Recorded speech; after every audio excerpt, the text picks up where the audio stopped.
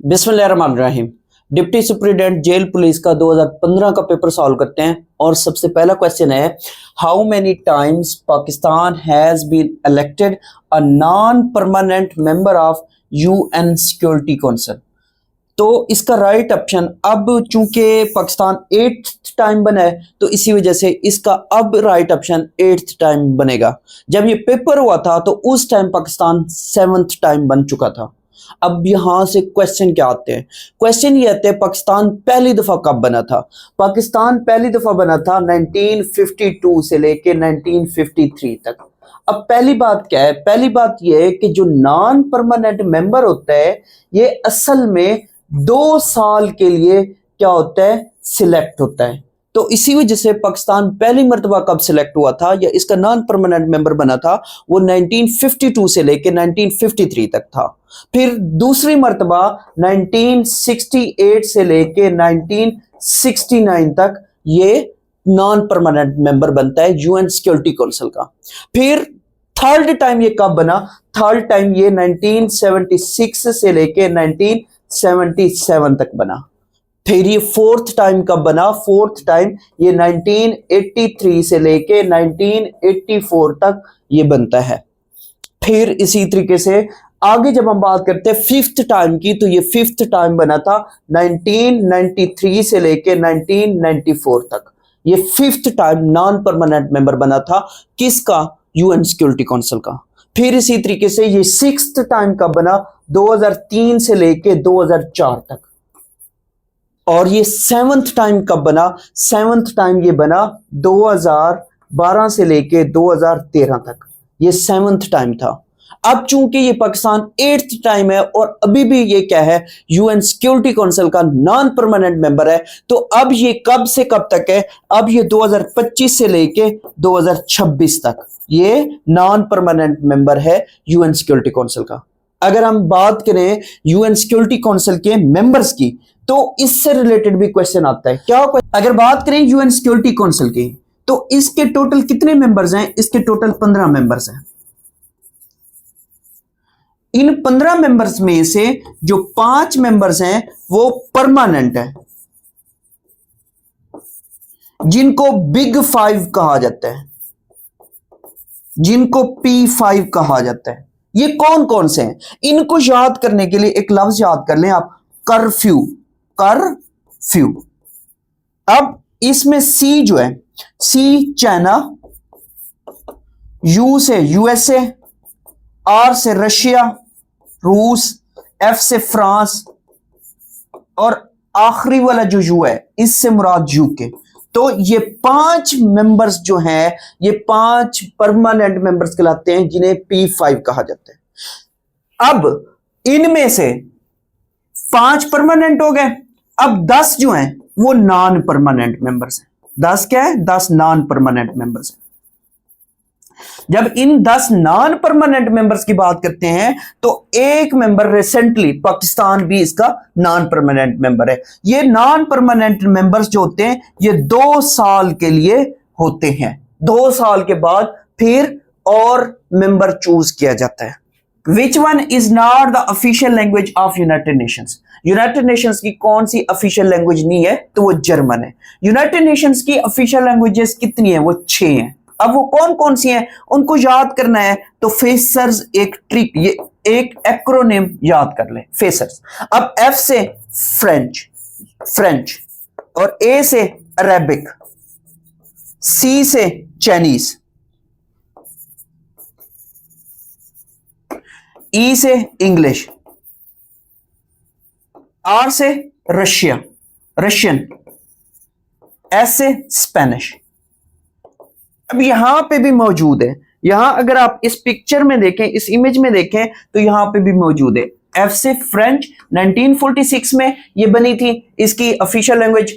A से Arabic, Arabic जो है ये 1973 में इसकी ऑफिशियल लैंग्वेज बनी थी। और सी से चाइनीज, चाइनीज जो है ये 1946 में, ई से इंग्लिश, इंग्लिश 1946, आर से रशियन, रशियन भी 1946 और एस से स्पेनिश 1946। तो अरेबिक के बारे में फिर ये क्वेश्चन भी बन सकता है कि जो इसकी लेटेस्ट लैंग्वेज बनी है ऑफिशियल लैंग्वेज, तो वो कौन सी बनी है, वो अरेबिक बनी है। अरेबिक क्योंकि इसको 1973 में इसकी ऑफिशियल लैंग्वेज बनाया गया था। अब जरा बात करते हैं यूनाइटेड नेशन की। यूनाइटेड नेशन की जब बात करते हैं तो इसके करंट सेक्रेटरी जनरल कौन है, तो इसके करंट सेक्रेटरी जनरल जो है वो अंतोनियो गुतेरेस है।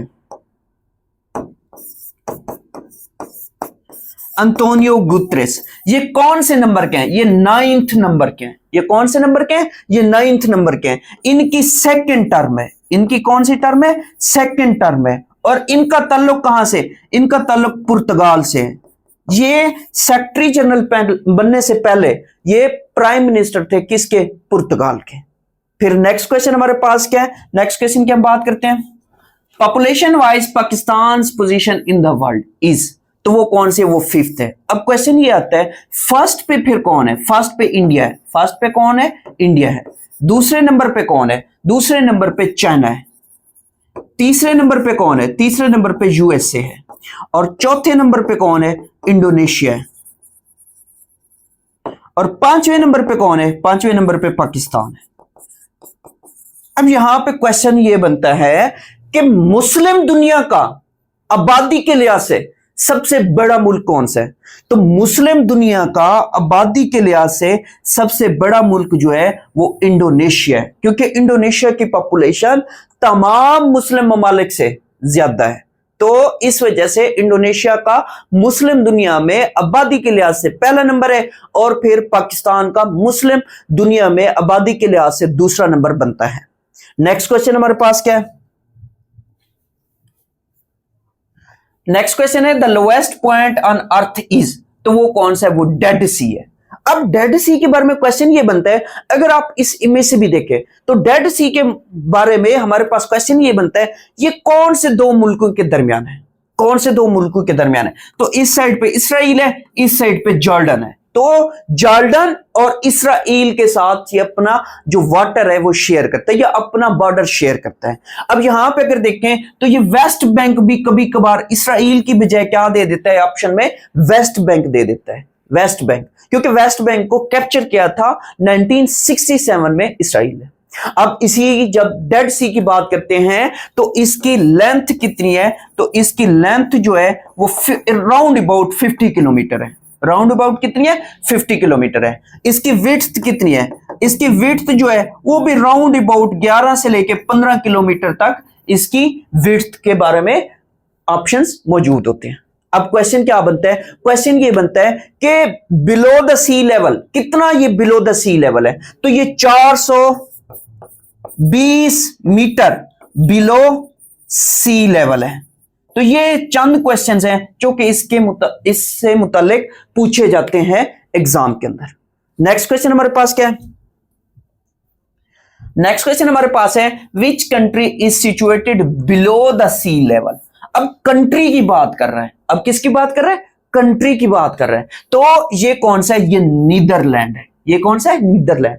नीदरलैंड की जब हम बात करें तो नीदरलैंड जो है ये कहां पे वाक़या है, कौन से कॉन्टिनेंट में वाक़या है, तो ये यूरोप में वाक़या है। और इसकी करेंसी क्या है, इसकी करेंसी यूरो है, यूरो इसकी करेंसी है। इसका कैपिटल क्या है, इसका कैपिटल जो है अम्स्टरडैम है। इसका कैपिटल क्या है, अम्स्टरडैम है। नेक्स्ट क्वेश्चन क्या है हमारे पास, नेक्स्ट क्वेश्चन है which historical monument was built in 1642 AD. तो ये कौन सा बनाया गया था, ये शालीमार गार्डन बनाया गया था। कहां पे बनाया गया, ये लाहौर में वाक़या है। किसने बनवाया, ये शाहजहां ने, शाहजहां ने बनवाया था लाहौर में। इससे मुतालिक फिर क्वेश्चन क्या बनता है, क्वेश्चन ये पूछा जा सकता है, आज तक तो नहीं आया पेपर में कभी, लेकिन अब आपको थोड़ा सा डीप स्टडी करनी पड़ती है, तो इसी वजह से हो सकता है कि किसी ना किसी पेपर में इससे मुतालिक ये भी पूछा जाए कि इसका एरिया कितना है। तो इसका एरिया 40 एकड़ है। इसका एरिया कितना है, 40 एकड़ है। और जब शाहजहां ने इसको बनवाया था तो कितनी रकम लगी थी या इसकी टोटल कॉस्ट कितनी थी? तो टोटल कॉस्ट इस पे 6 लाख आए थे। तो ये चंद एक क्वेश्चन है। नेक्स्ट क्वेश्चन है Asmara is the capital of. Asmara जो है ये इरिट्रिया का कैपिटल है। अब इसकी करेंसी के बारे में भी पूछता है। इसकी करेंसी क्या है? इसकी जो करेंसी है वो नफका है, नफका। अब ये कौन से कॉन्टिनेंट में आता है? ये अफ्रीका कॉन्टिनेंट में आता है। ये कौन से कॉन्टिनेंट में आता है? अफ्रीका कॉन्टिनेंट में आता है। नेक्स्ट क्वेश्चन हमारे पास क्या है? In chronological order which of the following personalities comes first. तो वो कौन सा है? वो है सोक्रेटिस। अब सोक्रेटिस की जब बात करते हैं ये पहले आता है। अब एक ट्रिक आप याद कर लें। एक ट्रिक क्या है? SP डबल है, SP डबल है। अब S से सोक्रेटिस, P से प्लेटो, A से अरिस्टोटल, A से अलेक्जेंडर। अब देखें यहां पे ये अगर आपने एक्रोनिम याद कर लिया तो सुकरात जो है ये टीचर है किसका? प्लेटो का। प्लेटो जो है ये टीचर है किसका? अरिस्टोटल का। अरिस्टोटल जो है ये टीचर है किसका? अलेक्जेंडर का। तो इस तरीके से ये क्वेश्चन एग्जाम के अंदर पूछता है। या वो आपसे क्या पूछेगा? कौन शागिर्द है, कौन टीचर है? तो ये टीचर, ये शागिर्द, ये टीचर, ये शागिर्द, ये टीचर, ये शागिर्द। यानी कि सुकरात का शागिर्द प्लेटो, प्लेटो का शागिर्द अरिस्टोटल, अरिस्टोटल का शागिर्द अलेक्जेंडर। तो ये एक ऑर्डर बन जाता है। फिर नेक्स्ट क्वेश्चन हमारे पास क्या है? नेक्स्ट क्वेश्चन है Alexandria is the sea port of. Alexandria जो है वो मिस्र की सी पोर्ट है। नेक्स्ट क्वेश्चन की बात करते हैं। नेक्स्ट क्वेश्चन है Tartus is the sea port of. Tartus जो है ये सीरिया की सी पोर्ट है। टार्टस जो है ये किसकी सी पोर्ट है? ये सीरिया की सी पोर्ट है। नेक्स्ट क्वेश्चन है the world's largest glacier is. दुनिया का सबसे बड़ा ग्लेशियर कौन सा है? तो वो है लंबर्ट फिशर। अब ये कहां पे वाक़ है? ये अंटार्कटिका में वाक़ है। ये कहां वाक़ है? ये अंटार्कटिका कॉन्टिनेंट में वाक़ है। इसके अगर विड्थ की बात करें तो 80 किलोमीटर जो है वो इसकी विड्थ है। 80 किलोमीटर इसकी क्या है? 80 किलोमीटर इसकी विड्थ है। फिर इसकी लेंथ के बारे में भी क्वेश्चन पूछा जा सकता है कि इसकी लेंथ कितनी है? तो वो 400 किलोमीटर है। नेक्स्ट क्वेश्चन है the world's largest mammal is. तो वो ब्लू व्हेल है। और नेक्स्ट क्वेश्चन है the world's longest mountain range is. World's longest mountain range जो है वो एंडेस है। और ये कहां पे मौजूद है? ये साउथ अमेरिका कॉन्टिनेंट में मौजूद है। नेक्स्ट क्वेश्चन है dragon air is an airline of.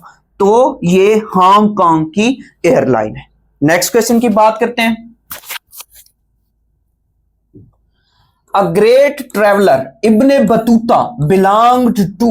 तो ये कहां से ताल्लुक रखता था? ये मोरक्को से ताल्लुक रखता था। तो इब्ने बतूता के बारे में फिर क्वेश्चन आता है। क्या क्वेश्चन आता है? ये हिंदुस्तान कब आया? ये 1333 में हिंदुस्तान आता है। ये हिंदुस्तान कब आया? 1333 में हिंदुस्तान आया। किसके दौर में आया? मोहम्मद बिन तुगलक। मोहम्मद बिन तुगलक के दौर में ये हिंदुस्तान आता है। अब मोरक्को की बात करें, मोरक्को कहां है? मोरक्को जो है ये अफ्रीका में आता है। और इसका कैपिटल क्या है? इसका कैपिटल रबात है। नेक्स्ट क्वेश्चन की बात करते हैं। नेक्स्ट क्वेश्चन है the Statue of Liberty was presented to the United States by. किसने दिया? फ्रांस ने दिया था। और ये कहां पे लगा हुआ है? ये असल में न्यूयॉर्क में लगा हुआ है। नेक्स्ट क्वेश्चन है which is the largest river in the world. अब बात हो रही है लार्जेस्ट रिवर की। तो largest river in the world कौन सा है? वो अमेज़न है।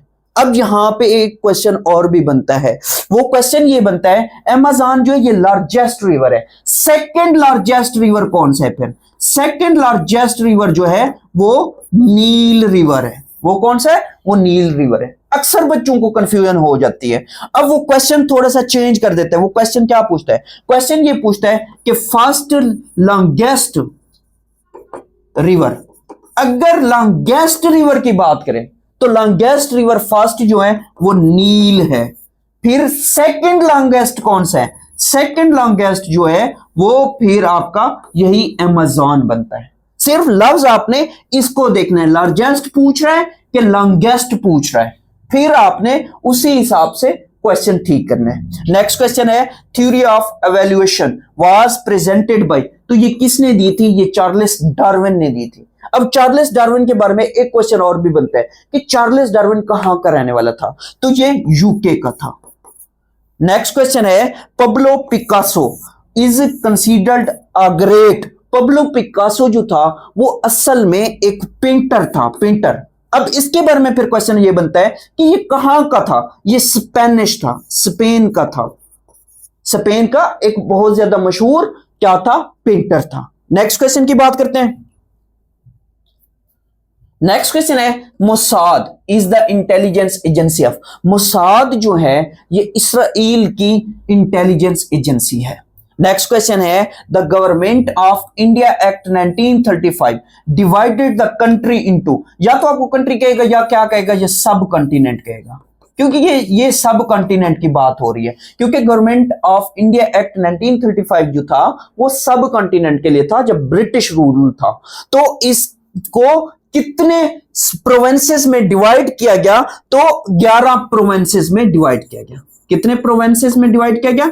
11 प्रोविंसेस में पूरे मुल्क को, पूरे सब कॉन्टिनेंट को डिवाइड किया गया। A carton contains 10 boxes. एक कार्टन है वो 10 बॉक्स कंटेन करता है। Each box containing 1 dozen cubes, और हर बॉक्स के अंदर कितने क्यूब्स हैं? 1 डजन क्यूब्स है, यानी कि 12 क्यूब्स हैं। How many boxes cartons are needed to fill 960 cubes. अब देखो इस क्वेश्चन को कैसे सॉल्व करना है। 10 बॉक्स हैं और हर बॉक्स में कितने हैं? 12 हैं, तो कितने हो जाएंगे? 120 हो जाएंगे, यानी कि एक कार्टन में कितने हो जाएंगे? 120 हो जाएंगे। अब वो क्या पूछ रहा है? वो ये पूछ रहा है कि how many cartons are needed to fill, कितने फिल करने हैं? 960 क्यूब्स। तो क्या करेंगे हम? 960 को डिवाइड कर देंगे 120 पे। जब 120 पे डिवाइड करेंगे ये 0 0 से कैंसर, 12 1s are 12, 12 8 are 96। तो इसका राइट ऑप्शन क्या बनता है? 8, यानी कि 8 कार्टन हमें जरूरत पड़ेंगे। नेक्स्ट क्वेश्चन हमारे पास क्या है? नेक्स्ट क्वेश्चन है the number whose 3% is 60 is। अब इस क्वेश्चन को देखो, एक नंबर है, नंबर x है, अब उसका क्या है? 3%। 3% का क्या मतलब है? 3/100 किसके बराबर है? 60 के बराबर है, इज 60। अब देखो इसको सॉल्व करते हैं। जब सॉल्व करते हैं तो ये 3x divided by 100 is equal to 60 आ गया। अब ये 100 आके इधर क्या होगा? मल्टीप्लाई होगा, तो 3x इज इक्वल टू 6000 आ गया। अब x कितना आ जाएगा? ये 3 इधर आके क्या होगा? डिवाइड होगा, तो 2000 आ जाएगा। तो इसका राइट ऑप्शन क्या बनता है? 2000। The number whose 3% is 60 is 2000, right option बनता है। नेक्स्ट क्वेश्चन की बात करते हैं। Which number will come next.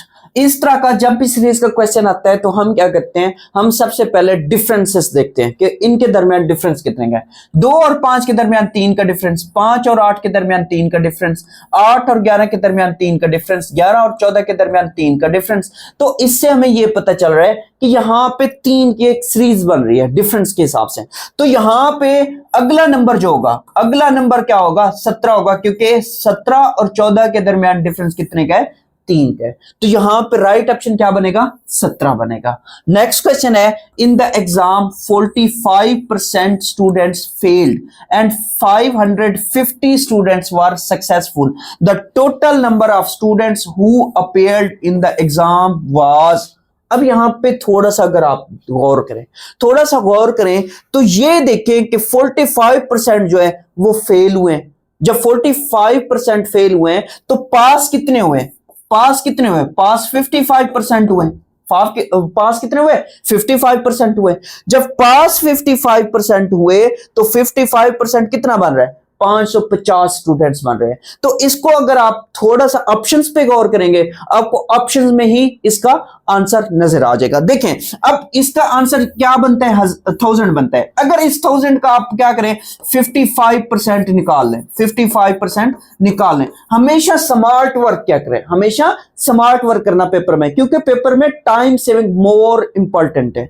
अब यहां पे देखें ये दोनों 0 से कैंसिल, जब 55 को 10 से मल्टीप्लाई करेंगे तो 550 स्टूडेंट्स आता है। तो इसका मतलब यही है कि 1000 टोटल स्टूडेंट्स है। कितने स्टूडेंट्स है टोटल, 1000 टोटल स्टूडेंट्स है। नेक्स्ट क्वेश्चन है 40 men can do a piece of work in 50 days, how long it will take 25 men to do the work. अब यहां पे देखो इस तरह का जब भी क्वेश्चन है तो ये आदमी पहले आ रहे हैं, इसको आप M1 कर दो। अब ये डेज पहले आ रहे हैं, इसको आप D1 कर दो। और इससे आगे जब हम बात करते हैं दोबारा मैन आ गए, दूसरी मर्तबा आ गए, तो इसको आप M2 कर दो। और यहां पे अब हमने क्या फाइंड करना है, डेज फाइंड करने, क्योंकि वो यहां पे पूछ रहा है how long it will take. तो यहां पे D2 ये क्या हो जाएगा, जो हमने फाइंड करना है D2 हो जाएगा। अब फार्मूला एक होता है M1 T1 D1 is equal to M2 T2 D2।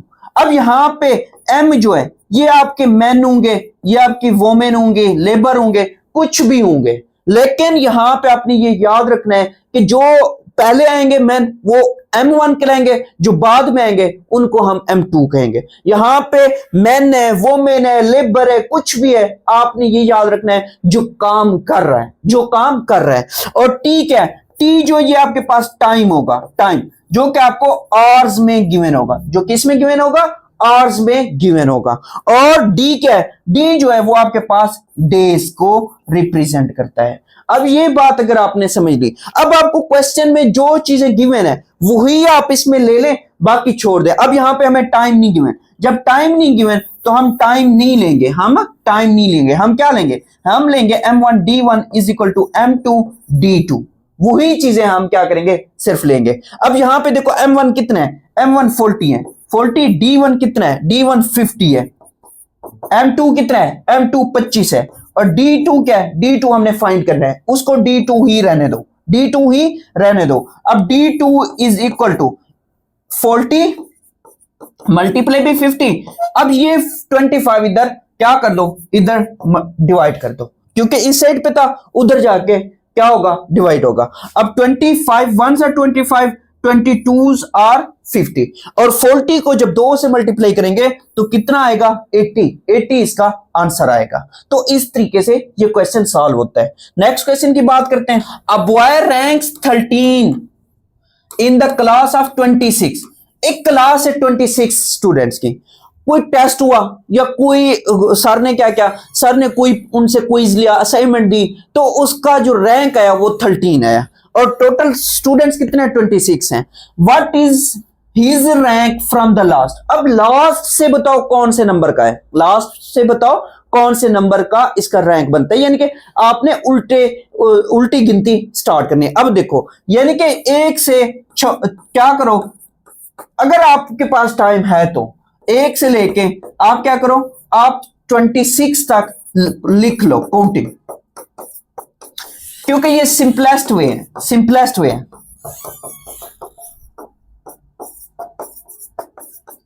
बाईस, 23, 24, 25 और 26। अब देखो क्या है, उसका रैंक 13 है, इस नंबर पे वो मौजूद है। अब लास्ट से आपने काउंट करना है, तो काउंट करो 1 2 3 4 5 6 7 8 9 10 11 12 13 और ये 14। तो लास्ट से जब हम काउंट करेंगे तो उसका रैंक कौन सा बनेगा, 14th बनेगा। नेक्स्ट क्वेश्चन है, you out to avoid. Avoid के साथ क्या लगता है, अवॉइड के साथ बाई लगता है, avoid by this decision. Next question है, the jug is full, full of. Full के साथ कौन सी प्रीपोजिशन लगती है, ऑफ लगती है। और नेक्स्ट क्वेश्चन है, he is not eligible. Eligible के साथ क्या लगता है, फॉर लगता है, एलिजिबल फॉर दिस पोस्ट।